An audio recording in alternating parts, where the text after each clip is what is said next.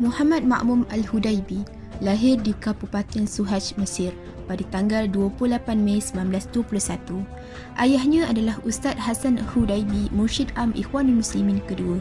Ibundanya pula adalah seorang pejuang wanita yang merelakan apa sahaja untuk membela dan meninggikan dakwah Islam. Ustaz Ma'mum Al-Hudaibi berkelulusan dalam Fakulti Undang-Undang sehingga beliau dipilih menjadi wakil sebuah persatuan perhakiman. Kejayaan dalam kehakiman beliau terus menanjak hingga menjadi ketua Mahkamah Asasi di Kairo. Pada 22 Ramadan 1423 Hijrah bertepatan dengan 27 November 2002, beliau terpilih sebagai Mursyid Am Ikhwanul Muslimin ke-6 menggantikan Ustaz Mustafa Masyhur. Beliau wafat pada hari Khamis petang 8 Januari 2004.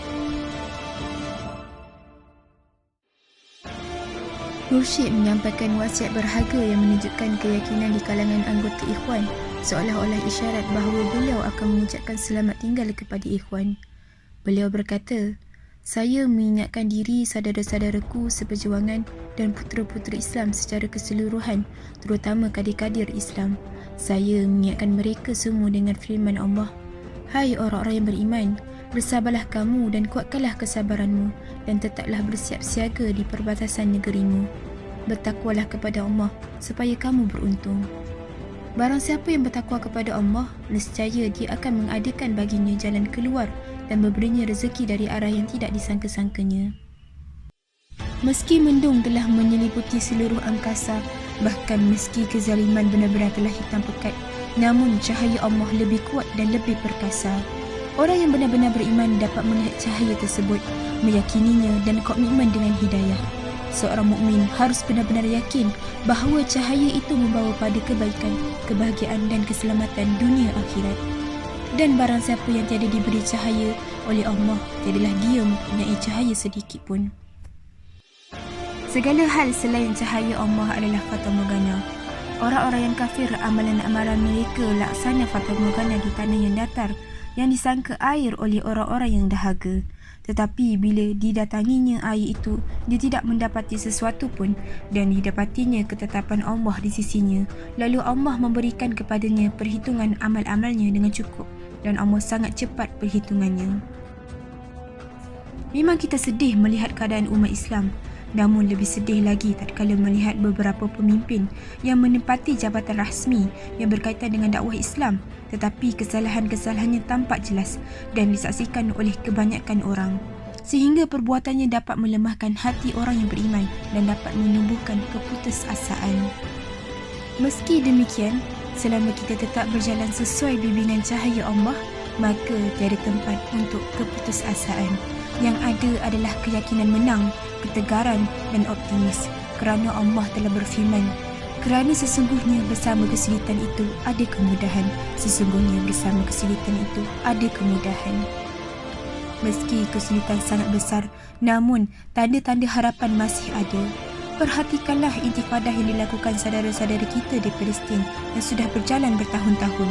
Mereka tetap tegar menghadapi kekejaman kejahatan, kebiadaban dan kekufuran musuh-musuh Allah. Intifadah telah dapat membuat musuh selalu gelisah, susah tidur, bingung, kalut dan mendapatkan berbagai kerugian besar, baik kerugian mental, ekonomi, sosial mahupun lainnya. Perhatikan perlawanan rakyat Iraq.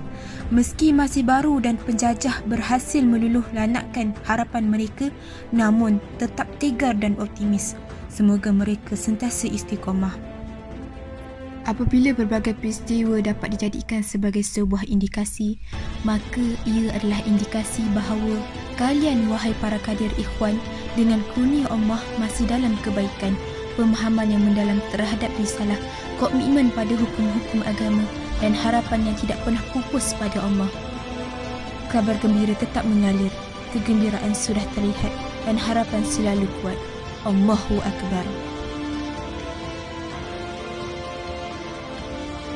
Suatu hari, kami mengikuti pertemuan yang panjang dan melelahkan, sedang cuaca sangat panas. Pertemuan itu dipimpin langsung oleh Ustaz Ma'mum Al-Hudaibi. Ketika waktu maghrib tiba, seseorang melihat Ustaz Ma'mum melihat agak tergesa-gesa menikmati makanan, kemudian segera menyusul untuk mengikuti solat jemaah. Pada hari ini, hampir tidak ada yang berpuasa selain beliau. Inilah ibadah yang dilakukan secara sembunyi-sembunyi. Dengan ibadah inilah seorang hamba memohon pertolongan dan taufik dari Allah. Kami tidak pernah melihatnya kecuali hiasan senyuman sentiasa ada di bibirnya. Bahkan tatkala sedang menghadapi berbagai cacian dari sana sini mahupun tuduhan dengan sesuatu yang jauh dari kenyataan.